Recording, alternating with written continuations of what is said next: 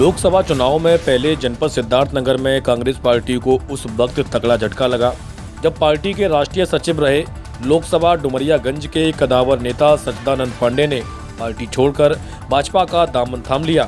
सच्चिदानंद पांडे 2022 के विधानसभा चुनाव में कांग्रेस के प्रत्याशी भी रहे हैं। सच्चिदानंद पांडे के भाजपा ज्वाइन करने के बाद डुमरियागंज प्रथम आगमन पर उनको हार मालाओं से लाद कर समर्थकों ने भव्य स्वागत किया। देखिए सिद्धार्थनगर से संवाददाता पंकज श्रीवास्तव की रिपोर्ट। कल तक आप कांग्रेस में थे और आज आप नई पारी भाजपा के साथ, कैसा लग रहा है? क्योंकि भाजपा को यहाँ हमने खड़ा किया था, 1984 से भारतीय जनता पार्टी का झंडा यहाँ बुलंद किया था। बीच में परिस्थितियाँ थी, कुछ आपसी सामंजस्य नहीं बन पा रहा था, इसलिए मैं दूसरे दल में चला गया था। और फिर नरेंद्र मोदी जी का जो नारा है सबका साथ सबका विकास, उसकी वजह से मैं पुनः भाजपा में आकर के ताकत देने का काम कर रहा हूँ। एक तरीके से समझा जाए कि सच्चिदानंद पांडे की घर वापसी हुई है। अब घर वापसी ही कह लिया जाए, क्योंकि जिस पेड़ को हमने लगाया था उस पेड़ में दीमक ना लगने पाए, उस पेड़ की डाली टूटने न पाए, वो पेड़ सूखने न पाए, इसलिए उसको हरा भरा रखने के लिए हमारी जिम्मेदारी बनती है। जैसे आप घर बनाते हैं, उसकी साफ़ सफाई करते हैं, जैसे बच्चा आपका होता है तो उसका पालन पोषण आप करते हैं। तो मुझे प्रेम था, स्नेह था भारतीय जनता पार्टी से, इसलिए मैं पुनः आकर के इसको ताकत दूंगा।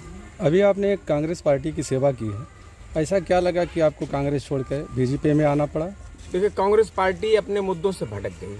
कांग्रेस पार्टी खुद पॉलिटिक्स नहीं कर रही है, कांग्रेस पार्टी से पॉलिटिक्स कराया जा रहा है। अगर कांग्रेस पार्टी केंद्र में सरकार बनाना चाह रही थी तो उसको उत्तर प्रदेश में सीटों पे गठबंधन नहीं करना चाहिए था।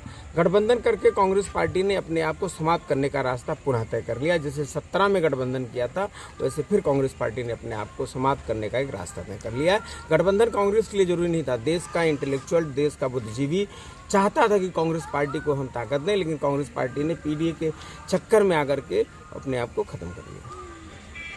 तो क्या ये नारा 400 पार डुमरियागंज की सीट निकाल कर पूरा होगा? देखिए, सबसे पहले हम 370 पार, हर बूथ पर 370 वोट से ज़्यादा प्रयास करेंगे कि कांग्रेस पार्टी को ख़त्म करके, सपा को ख़त्म करके, बसपा को ख़त्म करके और भारतीय जनता पार्टी को ताकत दे करके 370 हर बूथ पर करें। और ये श्री नरेंद्र मोदी जी का जो आत्मविश्वास है, कॉन्फिडेंस है कि 400 प्लस होगी, अब की बार बढ़ता ही है, सीटों का बढ़त हो रहा है हमेशा हर चुनाव में।